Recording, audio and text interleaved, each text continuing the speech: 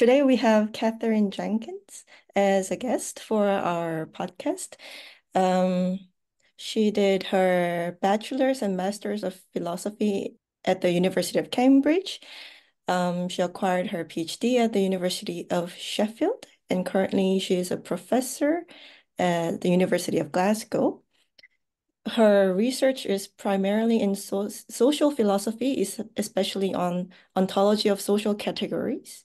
And she's interested in how social categories such as races and genders exist and how these categories are bound up with systematic injustices.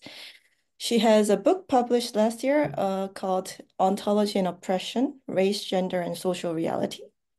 We met earlier this year in April at the University of Bielefeld, where she held a block seminar called Justice and Social Categories: How to Be a Pluralist about gender, about race and gender.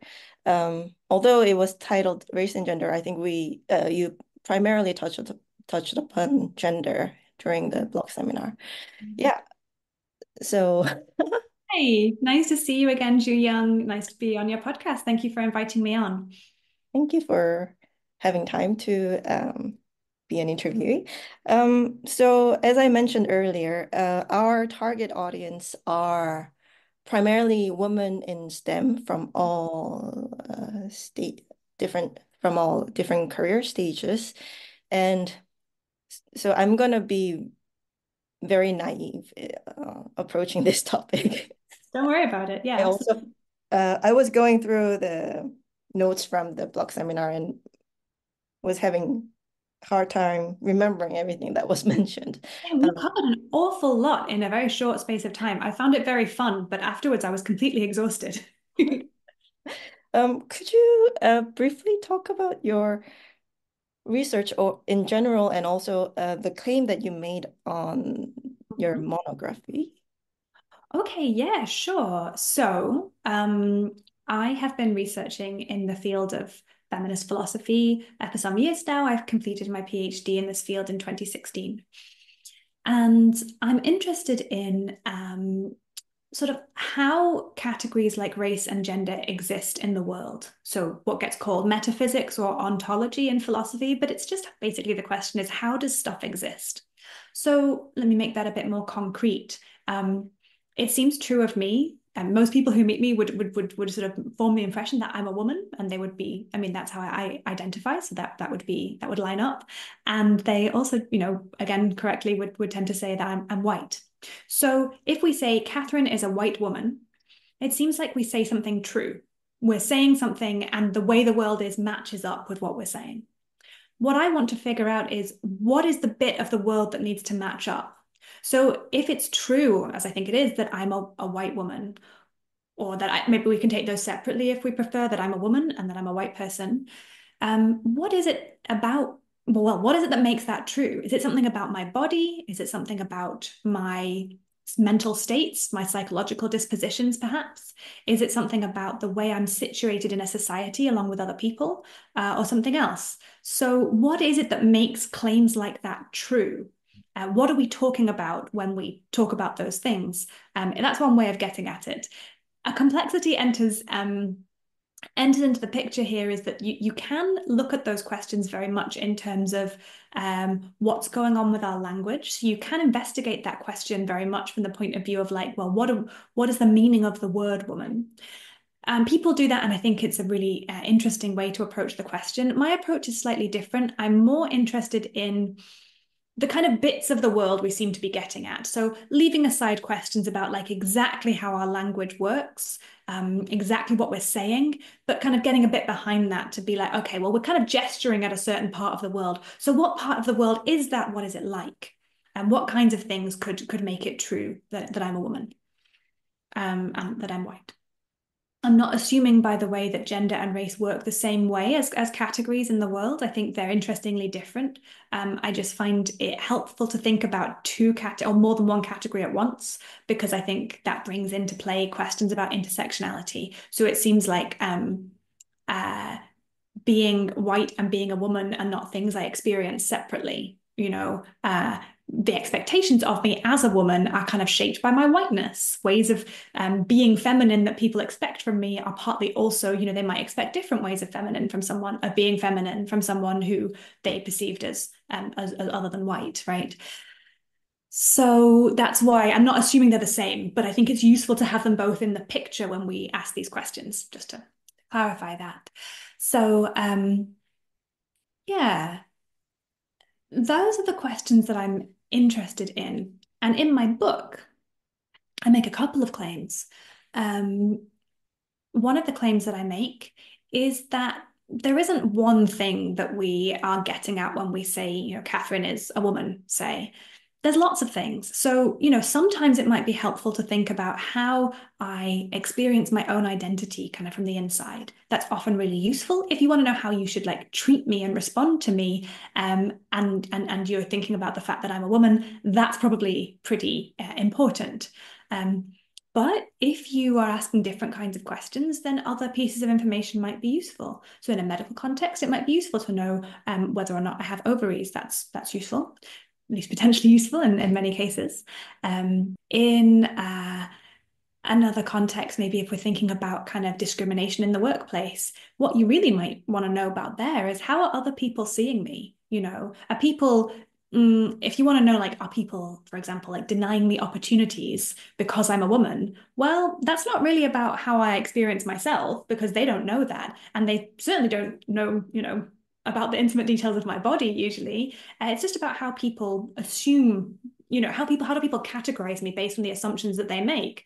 So knowing how I fit into those kind of frameworks of assumptions, that might be really useful information. So on a certain occasion, what we really might be wanting to pick up on about the world is something much more to do with how people are interacting. And another thing we could be interested in, it could be useful to know about, is how people are kind of positioned in kind of bigger structures. So not just how do people think of me in this particular workplace and how might they behave on the basis of that, but like what kind of broader sociological trends and patterns am I caught up in? So my suggestion in the book is that in terms of finding like what gender really is, it's kind of a tie, right? It's kind of a heat, like in a race, like when no one's really won. I don't think it's very interesting or useful to pick out one of these things, or indeed another thing I haven't thought of, and say that's what gender really is. That's what it really is for Catherine to be a woman. It kind of depends why you're asking that question, which part of the world you might need to pick up on. And I think similar things about race. Although, again, I'm not assuming that they just kind of automatically work the same way, but I do think similar things about race. So that's one of the things I argue in the book. And I call that gender pluralism, or pluralism about gender and race categories, because I'm just saying they're more than one thing.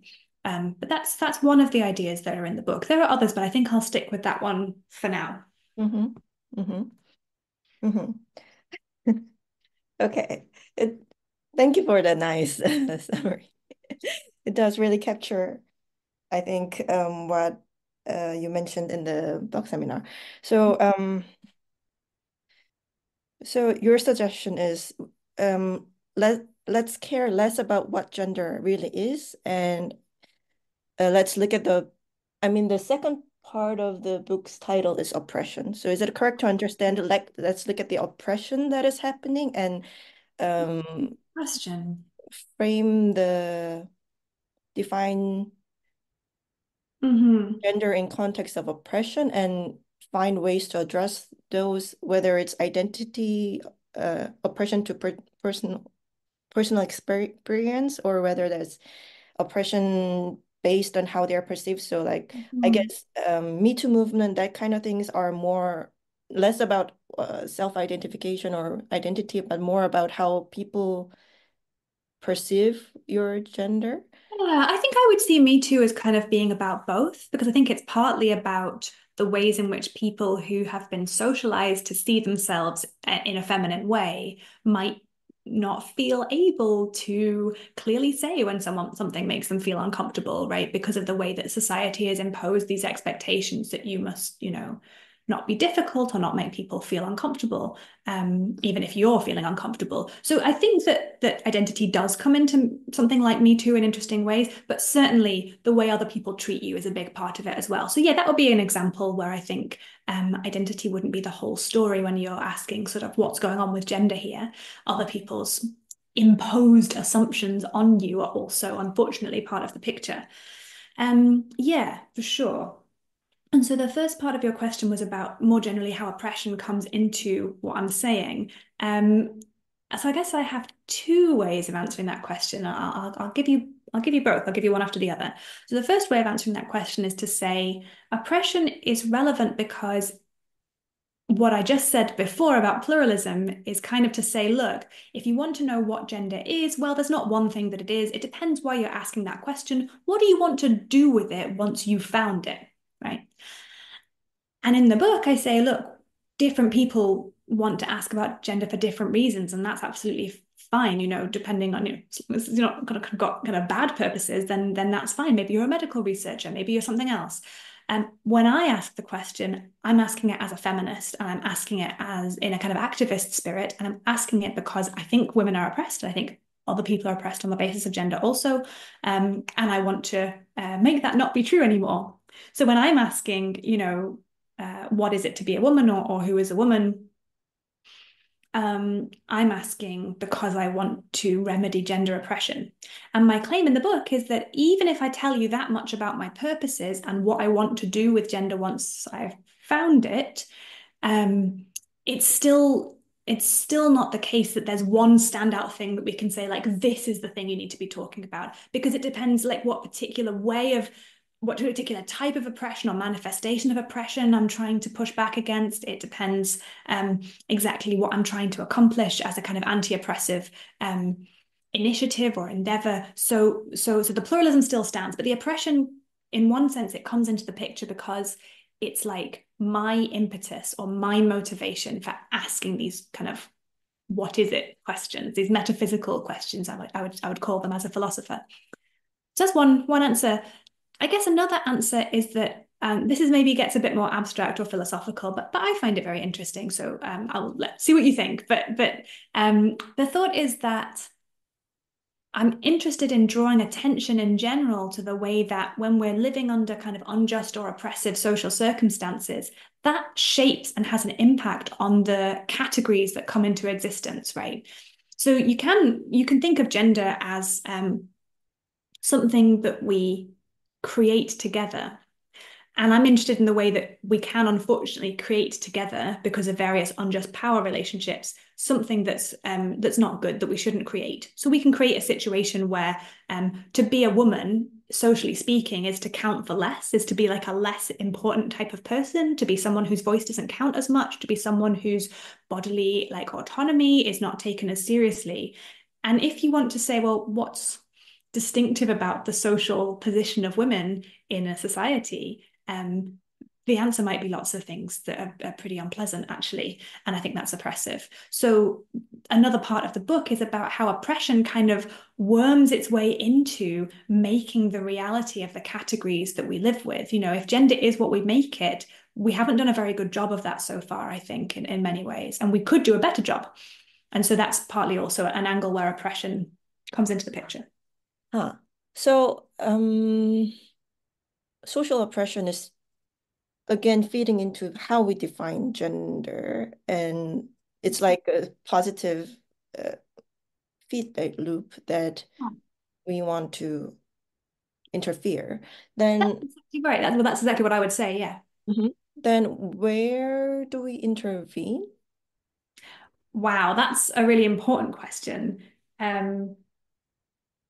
It's also a question that I think can't really be answered at that level of generality. Mhm. So it has to be case by case. So I think if you say, like, in general, how do we sort of put a spanner in the works so that oppression doesn't keep happening? I think there's lots of places where we need to intervene. And I think maybe someone else can make progress with that question at this very general level, but I think I would struggle to. When I think of that question, I more think of it in terms of a specific like situation or context where something is not going as it should. Mm-hmm. So the example of like women in academia would be a really good example of that, or women in STEM. I actually prefer to say women in academia because my discipline, philosophy, is a humanities discipline. But we have a very low ratio of women to men in the profession. It's very different from subjects like literature or history in that respect. I think I'm right in saying that we have slightly more women than maths does, but slightly fewer than astrophysics. So we're really much more like a STEM subject in this way, at least in the UK. So anyway, so women in academia, women in certain parts of academia, women in STEM, and the idea of kind of women being made women's involvement in the kind of social institution of academia being made more difficult than it should be, women's kind of contributions to knowledge not being valued the way they should be because of kind of sexist prejudice. This is, I think, is an example, is like that's the level at which I'd want to ask that question. So you might ask, well, what do we do about that? And then you've got various options, which, again, we'll need to know a lot more like practical detail before we know what works. But things like trying to change kind of the way that people are kind of enculturated and socialized into academia. So maybe changing the way you teach philosophy so that people can come to think of it as a subject that's like, great ideas had by great men, individually by themselves while someone else does the laundry and looks after the kids, but rather kind of ideas that people have in communities, things like that. So, and indeed noticing the very many great women who've had great ideas in the history of philosophy, which, those contributions are there, but they often haven't been recognized. They often haven't been, had as much written about them. And there's many, many projects going on to kind of recuperate female figures. So that would be so you can try and kind of get people to think about what philosophy is and what it means to do it differently through how you teach it. You can look at like, okay, well, where do women kind of exit academia? Are there issues to do with how it relates to things like childcare and expectations to do with families and patterns that need not be gendered but actually often are? And so you kind of look at the nuts and bolts of it and you identify various points for intervention. You can say lots of sensible things at that level. Maybe you can say sensible things at the kind of really zoomed out level too, but I haven't figured out how. Oh, maybe we can stick to this example for a Yeah, bit sure. because I remember an interaction with a more senior male scientist from a conference, and we were talking about this issue of diversity, lack of diversity, or lack of women's participation in science. And his claim was that, well, the problem is that women are bound to biology in a sense that they have to have this pregnancy in their 30s, and that's where a lot of academics make huge progress. And because women go into pregnancy and then maternity leave, that's sort of a determinant factor that cannot be overcome. And he was making a case that there's really nothing we can do about it, which of course I was furious to hear. But then in order to, I don't know, of course, do you, yeah, Yeah, I you, mean, that strikes me as patently absurd and in bad faith. I couldn't take seriously as an intellectual anybody who espoused a view like that. So for one thing, many of the kind of exclusionary effects of academia are not just to do with people of any sex or gender having children. You see effects of the kind of discrimination various other stages. So one thing that's notable in philosophy in the UK, I believe, is that many women kind of cluster just below the level of professor.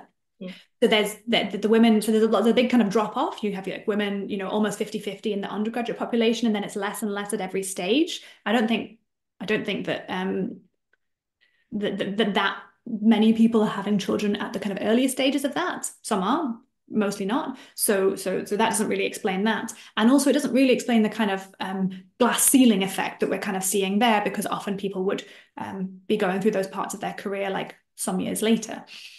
So you might think it might take longer to make professor if you'd had a kind of negative experience around parental provisions earlier on, but you'd think we'd still kind of see it kind of like going through, and you wouldn't see this kind of clustering effect in the same way. Perhaps I'm not a statistician, but so for one thing, the kind of picture we see doesn't to me seems much more complicated than can be explained by this simple thing. But even imagine that we could say it's all to do with parental practices around parenthood.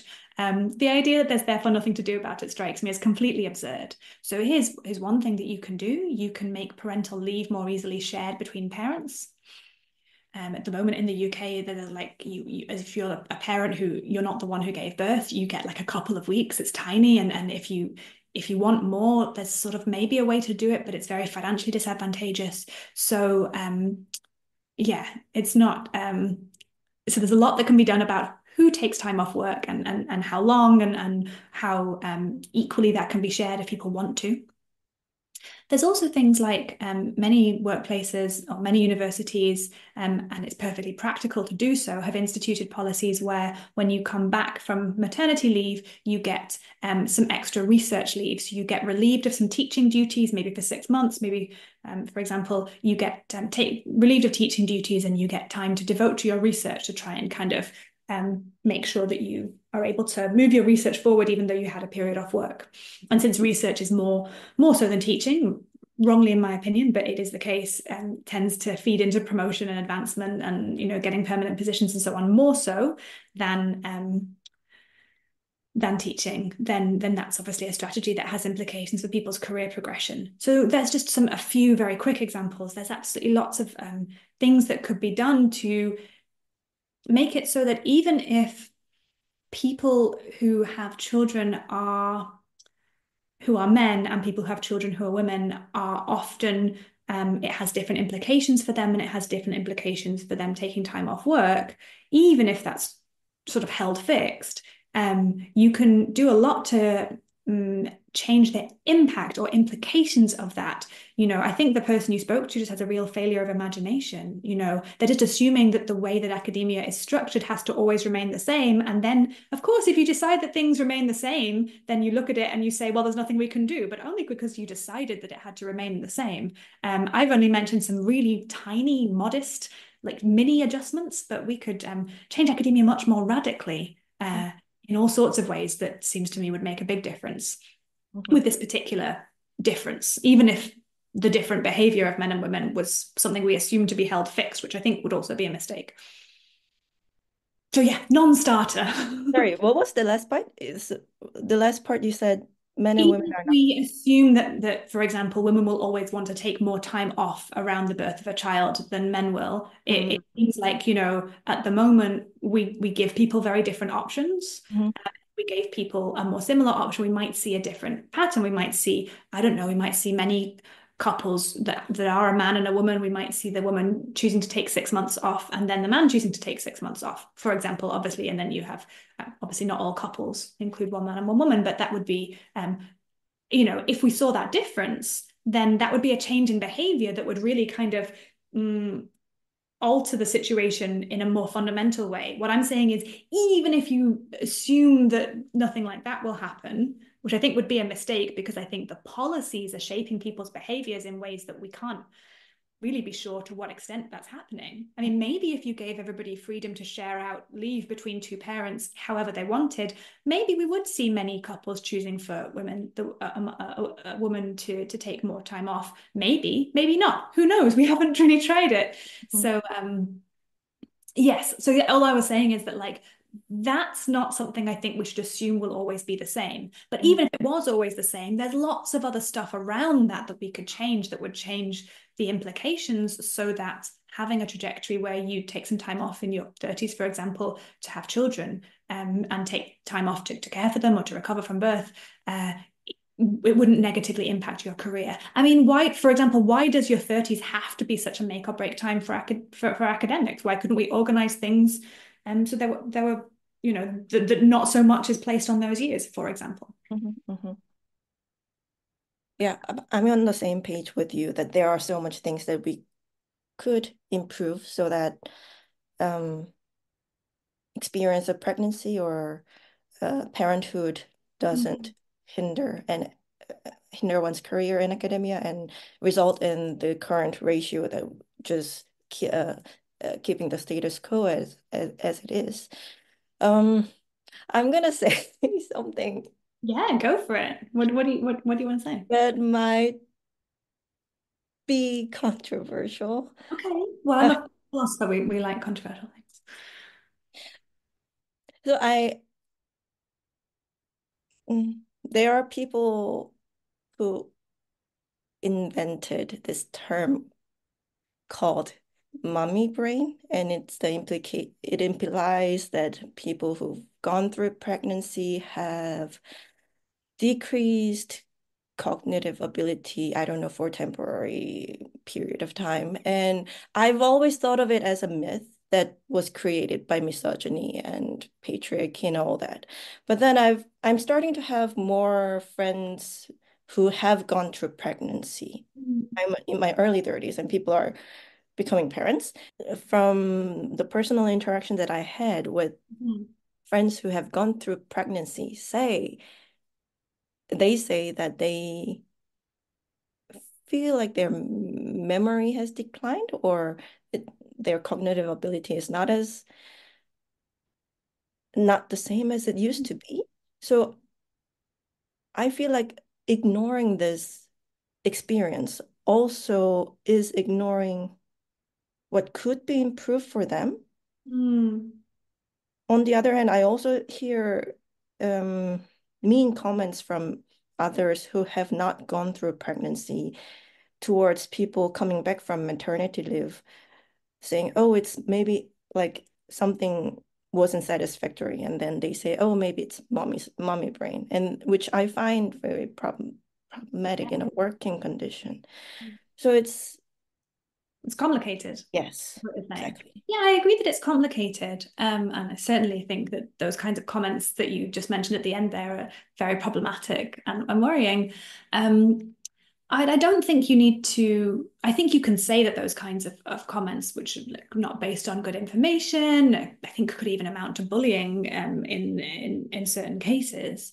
I think you can say that those are problematic without dismissing the experience entirely. I think when we're in like oppressive institutions, it can kind of make us defensive. And when an experience is kind of weaponized against us, it can be tempting to be like that experience is made up. It's all made up. It's not real. Because that seems like an easy way of closing, a safer way of closing the conversation down. And I think we should resist that tendency. So I agree with you. I don't think reports like that should be dismissed out of hand. My first question would be how much of that is sleep deprivation? And if it is sleep deprivation, is it necessary that female parents are more sleep deprived than male parents? Maybe there's something to do with breastfeeding involved. I'm not dismissing that, but it also seems that there might be social assumptions and habits and norms in play as well, and we shouldn't assume that those are immutable and unchangeable. So anyway, my first question about that experience would be, someone should study this and find out whether how much can be explained by sleep deprivation, to be honest. But also, I think that, hormonal experiences do change our mental capacities. That's been my experience. So I haven't been pregnant or given birth, but I am experiencing an early menopause. So I'm in my mid-30s, but I'm menopausal and taking hormone replacement therapy. And, my cognitive capacities before I was taking the hormone replacement therapy were really affected. Like, yeah, my memory was worse, my overall well-being was worse, my sleep was worse, various things were worse that affected my mental kind of how sharp I felt. Whether that affected how well I did my job, I don't know. But it certainly affected how well I felt I was doing my job. So hormonal changes are real, I think. I think they're also a place where lots of assumptions get made that can be unhelpful. But yeah, my perspective is that they can be real, and I wouldn't want to assume, I think the same might be true around pregnancy and birth, right? So the questions I would want to ask are, yeah, what research could be done that might help people who are describing that experience? What assumptions might be going on around it that could be challenged and investigated empirically? Um, and, if that is a real experience, in what ways could academia be made more flexible? For example, um, like we kind of assume that everyone has to be doing everything all the time. But, why couldn't what if it was made more possible to have a career path where for a few years you focus more on teaching, for example, and then in other times you did more research as your capacities ebbed and flowed? Like we have a very inflexible expectation of everybody in academia. If we found out that people's capacities were ebbing and flowing in some predictable ways that were structured by hormonally significant experiences that they had, and that wasn't going to be changed by kind of changing our social practices, who gets up in the night with the baby, for example, then we could make a structure that gives more flexibility for that, that gives more space for that. That wouldn't be out of the question. So I think accepting or entertaining the idea that those are real experiences doesn't mean like admitting defeat. It wouldn't be kind of like aha, and that's why we should just accept gender inequality in academia because it's the end of the road and like there's no more to be said. It would not be it would be the beginning of a conversation, not the end of one. Mm-hmm. I think it can feel like it would be the end. And then I think that makes some people very reluctant to investigate things like that. So like I say, I'm not a biologist, I'm not a researcher, an empirical researcher of any kind. So I don't know what's going on with that experience. And it's also not an experience I've directly had. But certainly I agree with you that it shouldn't be dismissed. Mm-hmm. Yeah, it's really freeing to feel. I hear you say that this is not a point where we put our hands up and say, "It's a, I, Yeah. we surrender." It could be the beginning. It's really nice to hear this because I've been worrying about this for a very long time, like since I began studying biology, Hmm. and I found literature that says women's brain were on average smaller than men's brain. And then I thought, oh, it could lead to, oh, the men's have more number of neurons. That's why men are blah, blah, blah. And then this could mean like women are biologically determined to be less intelligent. Is that was sort of my fear. Mhm. But research doesn't support that, right? Like a lot of No. claims, they're not taking into account body size, they're not taking into account. I mean, I'm not a neuroscientist either, but my understanding is there's a lot of quite bad science around that topic, right? Mhm, mhm. Yeah, so my worry was that those kind of significant changes that we find in what we categorize as men and male and Mhm. female might lead to just feeding these misogynistic conclusion, but you're saying that it's not necessarily the case. Definitely. And the reason I'm saying it's not the case is because even if something is a real difference and it disadvantages women in the social structures that have been created, well, they've been created with men's interests more in mind, and we could change them if we wanted to together. We could make them different. We could make academia very different, in terms of how we organize it. So that's the conversation I think we'd then have then. Yeah, yeah. I hear this and I think I understand it, but I probably have to replay what you said several times to really make it sink in. And I Mm. think probably many people would also feel like this. Can I try, would it help to try and give a concrete example? Yes. So suppose it was the case, and I stress this is a supposition, that after someone gives birth, which, could be someone who identifies as a man, but is more likely to be somebody who identifies as a woman, Hmm.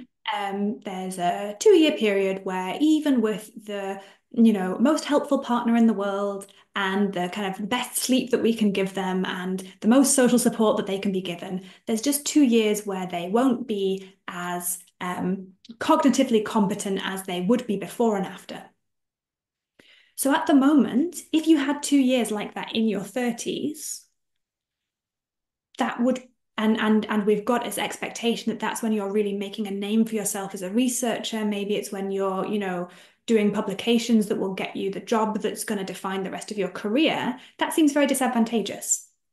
Or like it would be very disadvantageous. Again, we have no reason to think that's the case, but if it was the case, then that would be a big disadvantage given how we organize like the trajectory of someone's career in the academy at the moment. Hmm. But why on earth should we organize it that way? Why couldn't we have a system where people are kind of more slowly and cumulatively being given opportunities to make research over a longer period of time. So if you felt like it, you could spend 2 years in your 30s where you mostly did teaching and admin and you were a good colleague and a good member of the academy in that way, but you didn't do much research and you didn't publish much. And then later you publish more. And you could be recognized as a good researcher and have a kind of continuing career in the academy just fine if that's the pattern that it followed. So at the moment, that pattern would be quite challenging for somebody, but that's only because of the expectations that we have and the ways that we kind of organize when, what are the criteria for getting a job and what are the jobs like and what are the expectations once you're in the jobs and who gets, taken seriously and who gets seen as, not a proper researcher, right?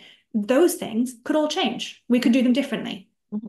And if we did them differently, then that 2 year, having an experience where you had that 2 year kind of change of tempo wouldn't mean that you would find it harder to remain in the academy, that you would find it harder to progress in the academy, and that your contributions to knowledge would be made more difficult or taken less seriously. So Mhm. that does that make it more concrete? Yes, yes.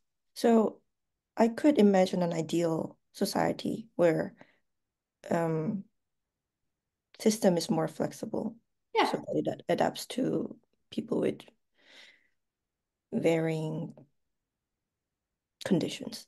Um, Or where there's an important period, but it's like later on in life, maybe when these things have, come mhm, out of the wash a bit more. mhm. Um, well, in this ideal scenario, I don't know if the competition will still exist, but the academia that we have currently has a system where every year, at least in STEM field, there's this number that I read from somewhere that the ratio between graduates, PhD graduates, and a new position for PI is like 1 to 10. So Yes. then there has to be some kind of evaluation criteria. And whether in this ideal scenario that we've imagined, whether the competition would just not exist or whether it would be possible to construct ways to fairly. Yeah, I mean, you already see that a little bit, right? You see, grant applications where you can say I had this much time out from parental leave, and so then they kind of average your publications out over a different period. Or this grant is for people whose PhD was completed no more than 6 years ago, but like you can add on to that 6 years any time that you took off for parental leave, for example. So there's already some ways in which that's taken into account, and I think those could be made more extensive without kind of radically departing from the system we have. But I guess fundamentally, I would like to see uh, a system that could welcome people in and out more flexibly, that was less kind of like, a series of hurdles. And if you kind of don't, jump the highest over one of them, then that's kind of you're out of the race. And to me, that seems like a bad way to advance knowledge because however you set up the race, even if you try and make it fair, you're still taking a lot of people's perspectives and saying, well, you didn't fit the template, so you don't get to join in.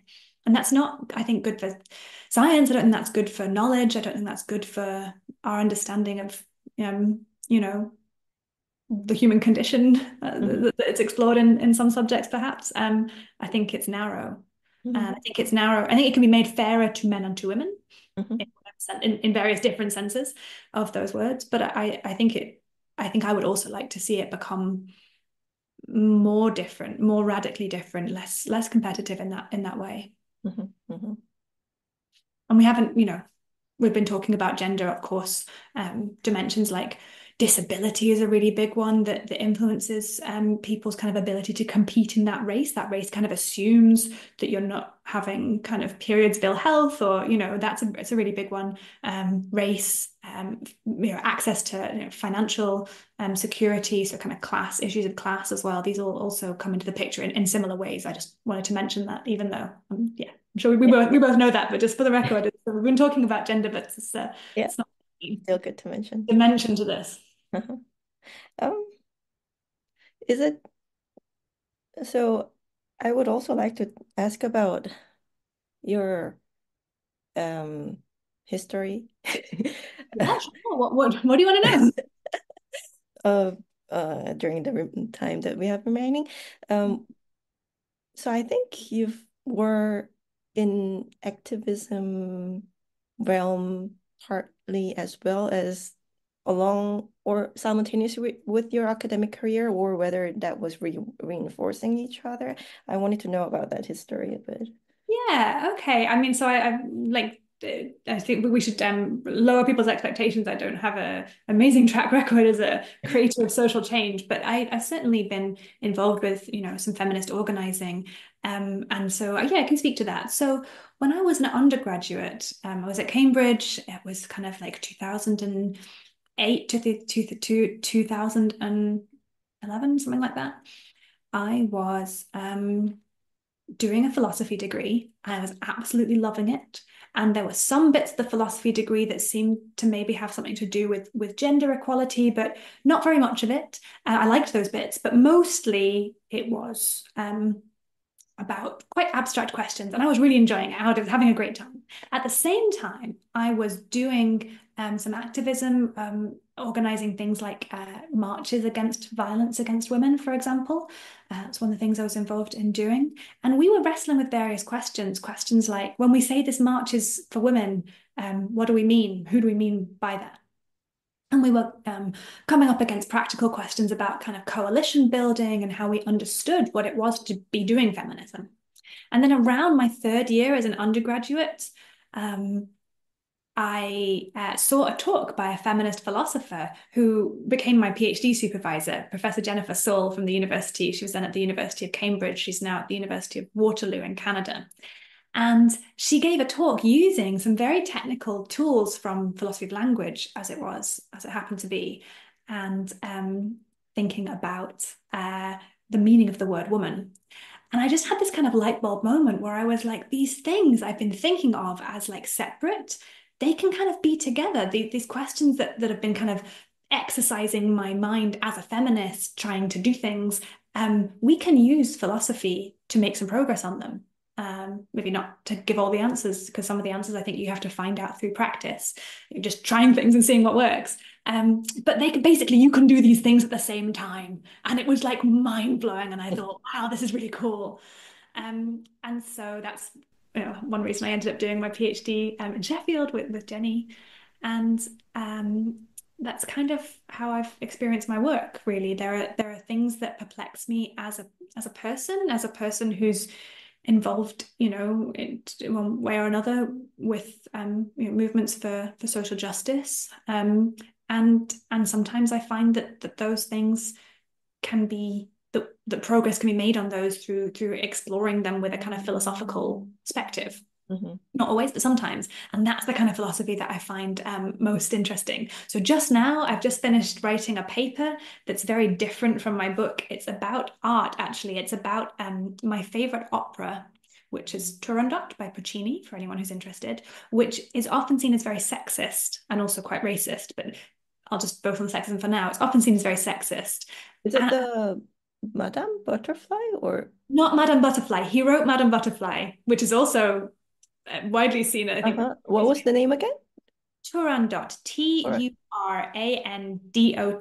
If you've ever heard of the very famous aria Nessun Dorma that Pavarotti sang at the World Cup, I won't sing it, but there's a very famous. If you hear if you search for tenor singing opera, you probably hear this bit from this opera. Mm-hmm. It's about a Chinese princess who beheads the men who want to marry her. Okay. Very Orientalist, and it seems to have some very dubious things to say about gender dynamics. Anyway, my point is, the paper I just wrote is kind of about how I think that there's a way of looking at the opera that, with a feminist perspective, that tells us something more interesting and more hopeful about gender. But it's a bit of a puzzle, how you manage to see it that way. Mm. And what that means about how we experience art and how we think about art, that we're worried about maybe I like this opera, but I'm worried that it's racist and sexist, right? So what do you do with that? So these are questions that came from an experience I had as a person of really liking this opera and feeling like it was speaking to me in an interesting way, but at the same time looking at it and going, oh, this is kind of gross actually. So it's a philosophical exploration, I guess, is what I'm saying, but it came from a real experience that I had, and I had it as a person in a world that's characterized by, oppression of various kinds. Mm-hmm. That's something that really excites me about doing philosophy. So it's not, I guess, just about activism. It's also just more broadly about the lived experience of Mm-hmm. being the person that I am in the world that I'm in. And so philosophy for me is exciting to me when and because it like sheds light on that. And sometimes that's to do with activism and sometimes it's not. I've also tried to do a bit of organizing with other people. I'm not sure how successfully, but sort of using the conclusions of my research in a public policy context. So, for example, using some of my work on gender to argue that the law should be made better in terms of the ability of trans people to change the legal documentation that they have, their birth certificate, for example. I think I can give you a philosophical argument why that should be much easier than it is. I, you know, haven't managed to change the law, but I have been and I presented at the UK Parliament in Westminster. I did some things to try and make the conclusions of my research like become part of the public conversation on this I think very important issue. Mm-hmm. So whether that's counts as activism, I don't know, but it's something I've tried to do. So for me, I see philosophy as continuous with the experience of like being a person in the world that we're in, and that's a world that I think needs to be made better in lots of respects for lots of groups. Mm-hmm. Mm-hmm. It's really interesting that for you, your lived experience is closely tied to your field of research. I Mm. think that's quite unusual for scientists. Maybe in STEM that's more unusual. I'm sure it's true for some people, but I can see how it wouldn't be for others. Yeah. Yeah, before I interviewed a PhD candidate working on a literature PhD candidate working on an author that was himself a diaspora and herself was had a Hey. diaspora experience, and she also had very deep connection with her own experience and the research that she was doing. So that's why I thought this it just reminded me of her Yeah. other example. Yeah. Yeah. Mm. Absolutely. And I think sometimes that's used to kind of discredit this kind of work. So there are people who will say, if you're a proper intellectual, you'd just be, finding out about things in a kind of pure, disembodied way. This kind of personal perspective can only distort your academic conclusions. You should keep it to one side. You should like put it in a box and put it to one side when you're, doing philosophy or doing literary studies. So you will encounter people who think that, but I mean, they're welcome to do it that way if they like to, but that's not how I like to do Mm. For me, I'm just jealous that your it. your passion and your job is aligning so well together. But you're very passionate about what you do as well. I've got that from you, Yeah, I'm passionate and also your passion and your research aligns, and also it aligns with the trends in society, maybe the need of the society. I would So say these trends would suggest that we're kind of going towards a feminist direction, and I hope we are, but I worry. I worry that there's a lot of backlash. I really okay. Yeah, I worry about that a lot. Mm. But time will tell, and I hope that the optimistic version is the correct one in the end. Um, I think I have one last thing that I would Yeah, like to go for it. ask. So during the block seminar, you said something like, "This is all very messy," and theorizing helps and don't. This is what I wrote in my note, and I think it's just like dictation of what you said. Do The- you remember? I recognize this is all very messy, which is what I'm saying is like, what is gender? Well, what do you need to use the idea of gender to help you explain? That's going to be different for different people and it's going to be complicated and it's just all very messy. I wish I could give you like a neat answer of like, this is what gender is and it's kind of tied up in a package with a bow, but it's not. And that would take less space to explain. But I think the world is complicated, so we just have to kind of roll our sleeves up and get stuck in with that. So that's, I guess, what I mean when I say this is messy. And I mean, I think you in your work have, I mean, you can cut this out if you don't want to talk about it, but in your work, I think you've talked about, researching kind of, I think you end up calling them gynecological organs, so things like uteruses and ovaries and vulvas and vaginas.